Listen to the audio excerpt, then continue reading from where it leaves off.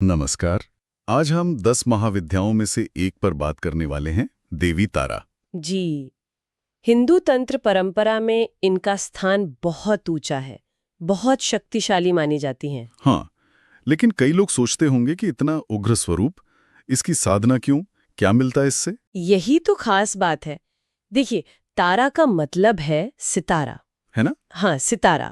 तो जैसे रात में कोई तारा रास्ता दिखाता है, हाँ। बिल्कुल वैसे ही देवी तारा, वो अज्ञान, डर और ये जो जीवन के उतार चढ़ाव हैं, जिसे संसार सागर कहते हैं, हाँ, उसके अंधेरे से निकालकर सही राह दिखाती हैं। इसीलिए उनको तारिणी भी कहते हैं। तारिणी मतलब पार कराने वाली, उद्धार करने वाली। बिल्कुल, उद्धारकर्ता देवी। तो जहां मुश्किलें बढ़ जाएं, डर लगने लगे, वहां तारा का महत्व है। अच्छा, तो मतलब दिव्य संरक्षण, मुश्किलों से निकालना और शायद आध्यात्मिक ज्ञान। जी, खासतौर पर ज्ञान और मुक्ति। 10 महाविद्याओं में देखें तो काली के ठीक बाद इनका नंबर आता है। काली और तारा दोनों उग्र हैं, श्यामवर्णी। फिर अंतर क्या है? अंतर है, बिल्कुल है। देखिए, काली मुख्य रूप से अहंकार और मोह का नाश करती हैं, विध्वंस करती हैं। हाँ, और तारा वो उस विध्वंस के बाद ज्ञान और सही समझ देकर आत्मा को आगे ले जाती हैं, मुक्ति की तरफ। तो वो काली का ही एक कह सकते हैं कि ज्यादा मार्गदर्शन करने वाला रूप है। ज्यादा दयालु पहलू शायद। हाँ, कुछ हद तक। उनका नीला रंग देखिए, आकाश या गहरे समंदर जैसा। इसका क्या मतलब है? विशालता, सीमाओं से परे जाना। और उनका वो रूप, नग्न, बिखरे बाल, गले में मुंडों की माला और शव पर बैठी हुई। हाँ, वो सब सांसारिक भ्रम, अहंकार और खास तौर पर मौत के डर पर जीत का प्रतीक है। और वो कपाल से कुछ पीती हुई भी दिखती है ना, खोपड़ी का प्याला। जी, वो उनकी परम निर्भयता दिखाता है कि वो जीवन, मृत्यु, अच्छा बुरा, इन सब द्वंद्वों से, इन भेदों से ऊपर है। समझ गया, मतलब डर पर पूरी तरह से काबू पाना। बिल्कुल। तो फिर जाहिर है इनकी साधना भी बहुत गहन होती होगी। ये तांत्रिक साधना है ना? जी हाँ, ये एक तांत्रिक साधना है और इसके लिए खास नियम है, अनुशासन बहुत जरूरी है। जैसे? समय, स्थान। हाँ, सबसे अच्छा समय मानते हैं मध्यरात्रि, निशिता काल, खासकर अमावस्या की रात। अंधेरी रात। क्यों? क्योंकि तब बाहरी शोर कम होता है, ध्यान लगाना आसान होता है। और स्थान, वो भी एकांत, अक्सर शमशान या नदी किनारे। शमशान, ये थोड़ा डरावना नहीं लगता?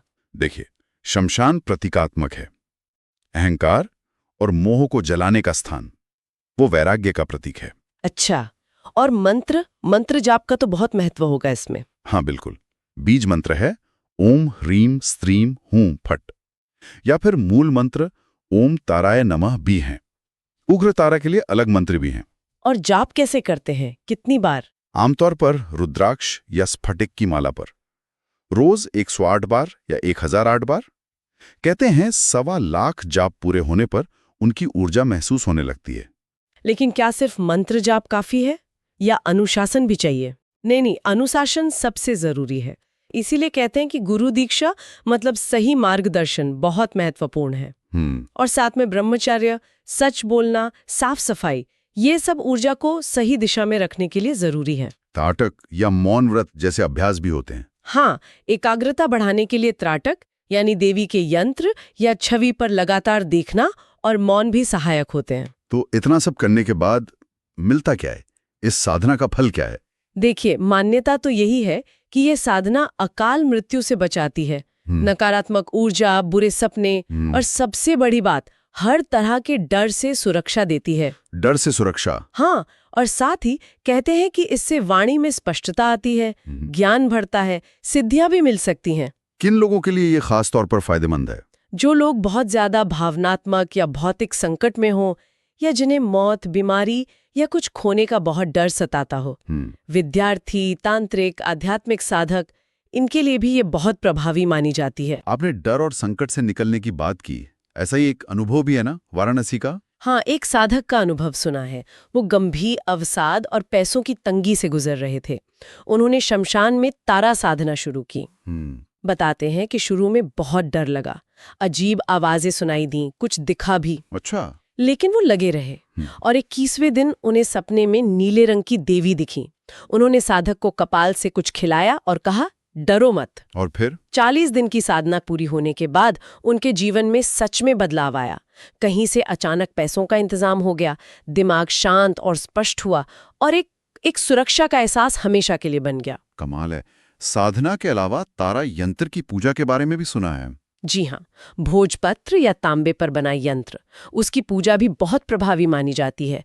खासकर अगर आप पूरी साधना नहीं कर सकते, उसे मंत्र जाप से ऊर्जावान रखा जाता है, ध्यान लगाने में भी मदद करता है। तो कुल मिलाकर देखें तो महाविद्या तारा उग्र हैं, लेकिन करुणामयी भी हैं।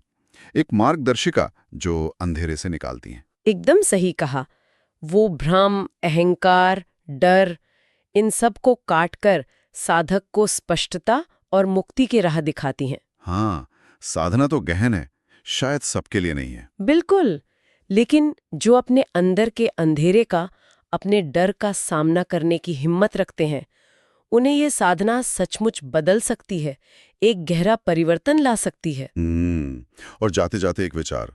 कहा जाता है, जब सब रास्ते बंद हो जाते हैं, तब तारा राह दिखाती है। When all else fails, Tara prevails। जी, ये सोचने वाली बात है कि क्या जीवन की सबसे बड़ी मुश्किलों और डरों का सामना करके ही असली आध्यात्मिक तरक्की का रास्ता खुलता है।